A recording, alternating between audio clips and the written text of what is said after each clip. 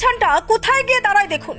ডোমকলের সভা থেকে হুঁশিয়ারি সিপিআইএম এর দাপুটে নেতা নিরাপদ সর্দারের। ডোমকল থানা শ্রমজীবী মহিলা সংগঠনের ডাকে ডোমকলের এআরডি হলে অনুষ্ঠিত হলো এক জোরালো সাংগঠনিক কনভেনশন। এই কনভেনশন শেষ হতেই লাল ঝান্ডা হাতে ক্ষোভে গর্জনে ফেটে পড়েন মহিলা কর্মীরা। মিছিল করে ডোমকল বাস স্ট্যান্ডে পৌঁছে চলে তীব্র প্রতিবাদী পথসভা। স্লোগানে কেঁপে ওঠে এলাকা।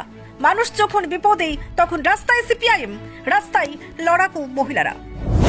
এই সভায় সিপিআইএম নেতা মুস্তাফিজুর রানার সঙ্গে উপস্থিত ছিলেন সুন্দরবন সন্দেশখালীর দাপুটে নেতা নিরাপদ সর্দার। মঞ্চ থেকে বজ্রকণ্ঠে বর্তমান রাজ্য সরকারকে আক্রমণ করে তিনি বললেন, সাধারণ মানুষ বিপদে পড়লেও তৃণমূল ও বিজেপি ক্ষমতার নাটক মঞ্চস্থ করতে ব্যস্ত। মানুষের দুঃখ কষ্ট তাদের কাছে গুরুত্বহীন। নিরাপদ সর্দার আরো অভিযোগ করেন, তৃণমূল ও বিজেপি সুকৌশলে এসআইআর এর নামে মানুষকে হয়রানি এবং অনিশ্চয়তার মুখে ঠেলে দিচ্ছে।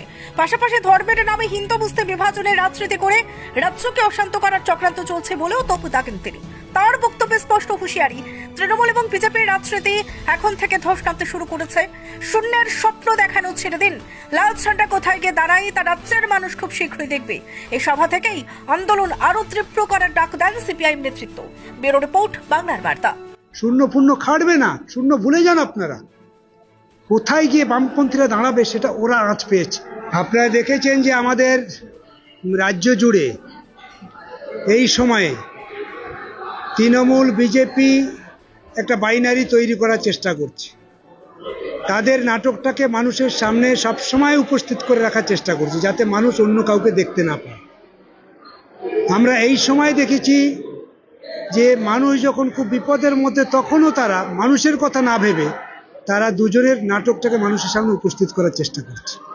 আমরা আমাদের সংগঠন থেকে ঠিক করে নিয়েছি, আমরা একেবারে গ্রাম পর্যন্ত যাওয়া শুরু করেছি। ইতিমধ্যে পাড়ায় পাড়ায় বৈঠক হচ্ছে, মায়েদেরকে নিয়ে বৈঠক হচ্ছে, গরিবদের মধ্যে বৈঠক হচ্ছে। তৃণমূল এবং বিজেপির প্রকৃত চরিত্রটাকে আমরা তুলে ধরার চেষ্টা করছি। আমরা আজকের এখানে এই জন্যই আহ্বান করেছিলাম মায়েদেরকে, যে এই সময় গোটা রাজ্য জুড়ে তৃণমূল বিজেপি কি করছে আপনাদের একটু বোঝাপড়া দরকার। আমরা মহিলাদের মধ্যে যে চেতনা আছে, ওদের মধ্যে যে বিপ্লবী সত্তা লুকিয়ে আছে, সেই সত্তাটাকে অগ্রাধিকার দিতে চাইছি। গ্রামের বুথ যদি পাহারা দিতে হয়, আমাদের মায়েদের দরকার। মায়েরাই পারবে, মায়েরাই বুথ পাহারা দেবে আগামী দিন। সেই জন্য আমাদের সংগঠনের পক্ষ থেকে আমরা ঠিক করেছি, এই সময়কালের মধ্যে আমাদের 100 দিনের কাজ লুট হয়ে গেছে, 100 দিনের কাজ চলে গেছে। মায়েরা যে কাজ করেছিল তার টাকা আর পাচ্ছে না। ICDS এর উপরে আক্রমণ, স্বাস্থ্যের উপরে আক্রমণ, স্কুলের উপরে আক্রমণ, পরিবারগুলোর উপরে আক্রমণ, পরিযায়ী শ্রমিকের উপরে আক্রমণ, নানান আক্রমণ সব একটা জায়গায় হচ্ছে। এই জায়গায় দাঁড়িয়ে আমরা গ্রাম বাংলার মেয়েদেরকে জাগানোর জন্য এলাকায় এলাকায় এইরকম সভা সমিতি হচ্ছে। আজকের এখানে কনভেনশন দেখেছেন, কালকের অন্য জেলাতে হবে, কালকে অন্য ব্লকে হবে। প্রত্যেকটা ব্লকে ব্লকে আমরা মহিলাদেরকে নিয়ে কনভেনশন করছি, গরিব মানুষদেরকে নিয়ে কনভেনশন করছি, ক্ষেত মজুরদেরকে নিয়ে কনভেনশন করছি। কারণ এই সময় দাঁড়িয়ে এসআইআর চলছে, বিরাট বড় আক্রমণ। এসআইআর কোনো মানে আছে? যার কিচ্ছু নেই, সব কিছু ঠিকঠাক আছে, তাকেও ডাকছে। ফলে মানুষকে একটা বিভ্রান্তির জায়গায় নিয়ে যাচ্ছে। তৃণমূল এত বড় বড় কথা বলে, তারা থেকেই আজকে এসআইআর হচ্ছে। আজকে তৃণমূলের বিজেপি তারা সুকৌশলে মানুষকে বিপদের মধ্যে ফেলে দিচ্ছে। আমরা সেজন্যই প্রত্যেকটা ব্লকে ডেপুটেশন, অবস্থান, বিক্ষোভ শুরু হয়ে গেছে ইতিমধ্যে। আপনারা দেখবেন কোনো কোনো জেলাতে, কোনো কোনো ব্লকে ভাঙচুর করে দিচ্ছে মানুষজন। এটা কখনো মানা যায় না। সভ্য সমাজে, সভ্য জগতে, মানে স্বাধীন ভারতবর্ষে এই জিনিস কখনো হয়নি। এসআইআর হবে না কেন?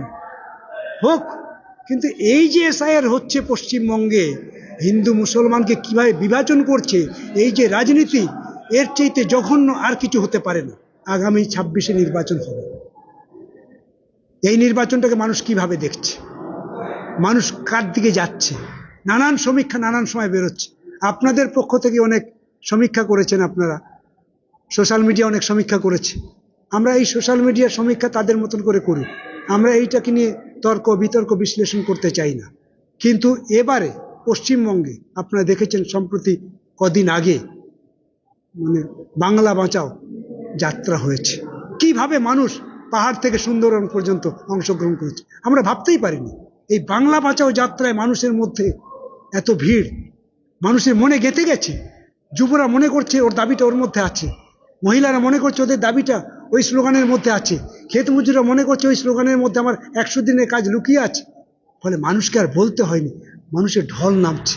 তৃণমূল বিজেপি কোণঠাসা হচ্ছে, লাল ঝান্ডার মিছিলটা লম্বা হচ্ছে। এটা দিয়ে বুঝতে অসুবিধা হয় না এবার 26-এ নির্বাচনে লাল ঝান্ডা কোন দিকে যাচ্ছে।